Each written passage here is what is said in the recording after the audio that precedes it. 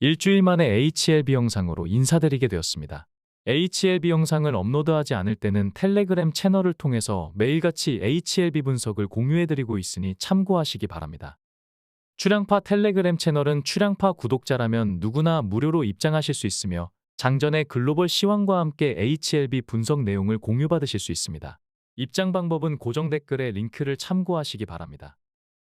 HLB가 아스코를 앞두고 차익 실현 물량과 반발 매수세가 격전을 벌이며 상하방으로 5%대의 공방을 벌이다 527만 주의 거래량으로 마이너스 0.49% 약보합으로 마감하였습니다. 기관과 개인은 이틀 연속 매수했지만 외국인이 이틀 연속 순매도하며 약세를 주도하였습니다. 그러나 CRL 이후로 범위를 넓혀 수급을 살펴보면 외국인은 49만 주를 순매수하였고 기관은 20만 주를 순매수하였으며 개인은 47만 주를 순매도했기 때문에 기관과 외국인이 꾸준하게 매수 우위를 보였다는 것을 알 수 있습니다. CRL 이후 주가는 7거래일 동안 40.7% 상승했다가 이틀 합산 7.45% 조정을 보였기 때문에 바닥을 찍고 급반등한 것에 비한다면 건강한 조정에 해당된다고 할 수 있겠습니다. 주식에서 조정은 가격 조정과 기간 조정으로 분류할 수 있는데 가격 조정은 단기에 급등한 경우에는 통상적으로 상승폭의 3분의 1을 깨지 않으면 건강한 조정에 해당되며 절반을 훼손하지 않으면 무난한 조정에 해당됩니다. HLB가 이틀 연속 조정을 보인 이유는 장전 코멘트에서도 말씀드렸듯이 31일부터 개최된 아스코를 앞두고 단타 물량의 차익 실현 매물 출회가 가장 큰 이유라고 할 수 있을 것입니다.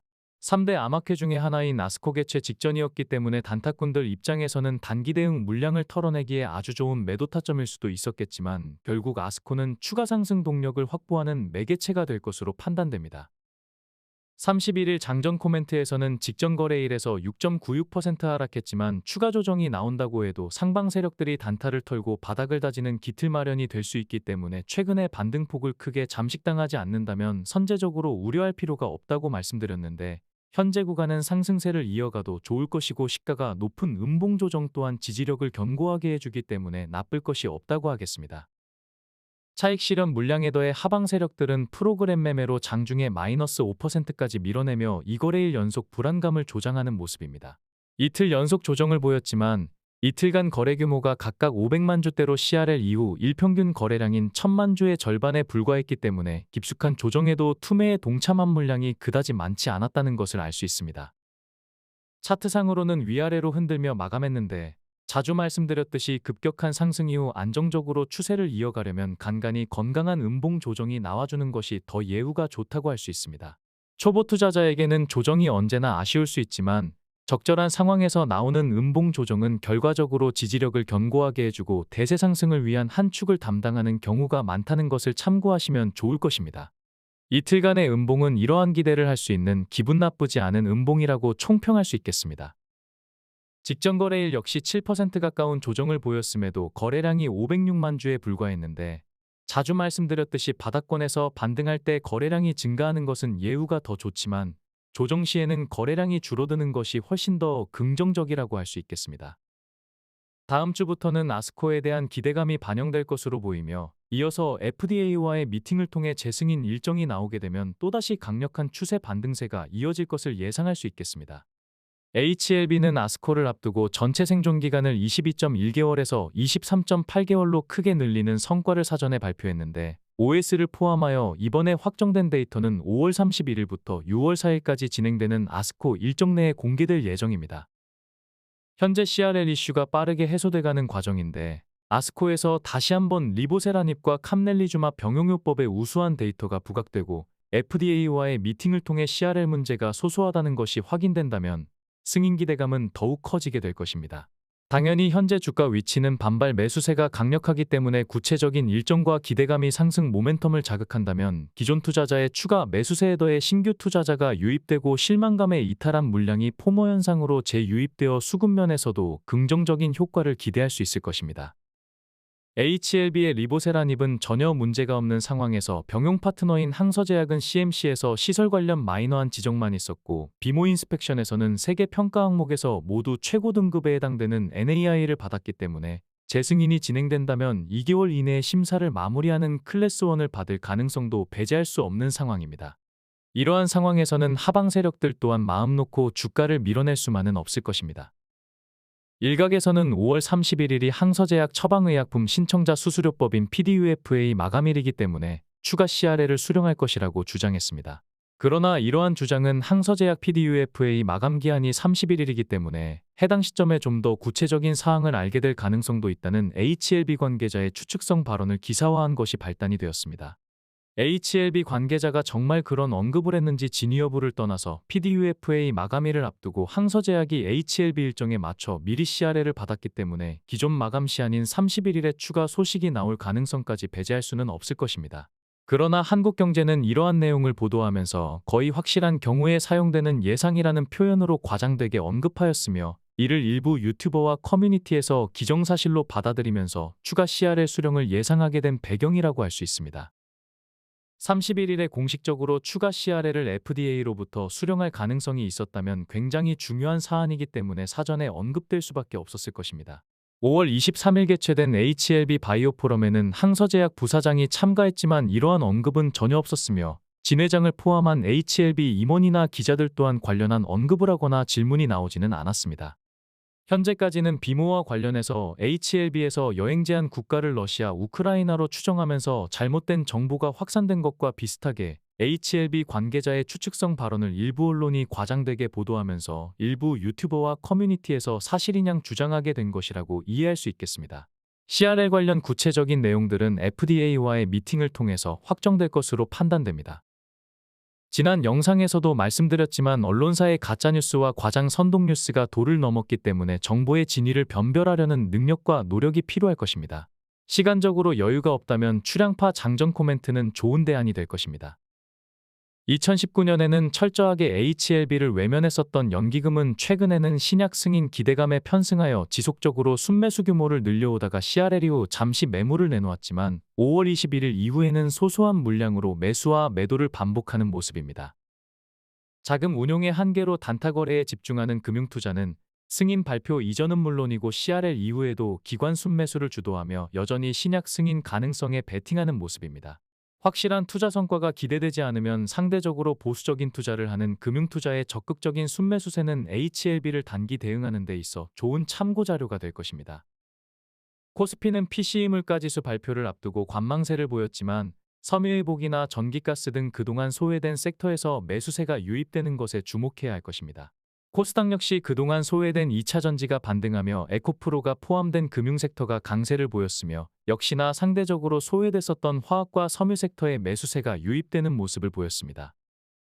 외국인은 코스피에서 1조 3천억 원을 순매도했지만 선물시장에서는 6천억 원 넘게 순매수하며 균형을 유지하였습니다. 우리 증시가 끝나고 열린 미증시는 0.0%로 보합으로 마감한 IT를 제외하고 모든 섹터가 상승하였습니다. 그동안 소외되었던 섹터나 중소형주에서 강한 반등 흐름이 나와주며 S&P 지수는 상승했지만 그동안 상승을 주도했던 매그니피센트 7 종목들이 보합권에서 주춤하면서 나스닥은 마이너스 0.1% 약보합으로 마감하였습니다. 미증시와 우리 증시 모두 특정 섹터나 특정 종목군들이 상승을 주도해왔는데 키 맞추기를 위해서 앞으로는 다양한 섹터의 순환매가 돌 가능성에 주목해야 할 것입니다. 양대 시장 시총 1,500억 이상 제약바이오주의 등락률을 살펴보면 HLB그룹주 3종목이 체면치레를 한 가운데 출향파 멤버십 추천 종목인 삼천당제약의 강한 상승세가 눈에 띕니다. 삼천당제약은 지난 3월 자사의 비만 당뇨 치료제에 대해 다국적 제약사와 미국 독점 판매에 관한 텀시트를 체결한 데 이어서 경구용 인슐린 글로벌 임상 일상 종료 후에 중국 업체와 계약을 체결한다는 소식이 있었는데 이후로 외국인이 순매수를 주도하며 결국 15.8% 상승이 나와주었습니다. 역시나 출향파 추천 종목이자 의료 AI의 대장주인 루닛은 아스코에서 자사의 AI 바이오마커 플랫폼을 활용한 연구 성과를 대거 발표할 것에 대한 기대감으로 기관과 외국인이 순매수를 주도하며 7.6% 상승이 나와주었습니다. 5월 29일 기준 공매도 잔고는 299만 주로 이틀 연속 300만 주를 하회하는 모습을 보여주었습니다. 직전 거래일 291만 주는 지난해 3월 7일 이후 1년 3개월 만에 처음으로 공매도 잔고가 300만 주 아래로 떨어진 것으로 공매도 세력들이 조정을 이용해서 쇼커버링했다는 것을 알 수 있습니다. 공매도 세력 또한 짧은 조정을 마치고 추가 반등 가능성이 크다는 것을 모를 리가 없기 때문에 선제적으로 대응했다고 추정할 수 있겠습니다. HLB그룹주들은 급락 이후 일제히 반등이 나와주고 있는데 다음 영상에서는 HLB 전체 그룹주를 분석해드릴 예정입니다. 구독을 해놓으시면 영상이 업로드될 때 알림을 받으실 수 있습니다. 지난 방송에서도 강조드렸지만 모든 가능성을 열어둬야 했던 5월 16일 이전과 비교하면 현재는 두 가지 소소한 문제만 해결하면 되는 상황이기 때문에 결과적으로 승인 가능성이 높아졌다는 것은 부정할 수 없는 사실입니다. 바닥을 찍고 주가가 많이 올라온 상태이지만 조정을 보일 때마다 변곡점에서 추가 매수로 대응하는 것은 나쁜 선택이 아닐 것입니다.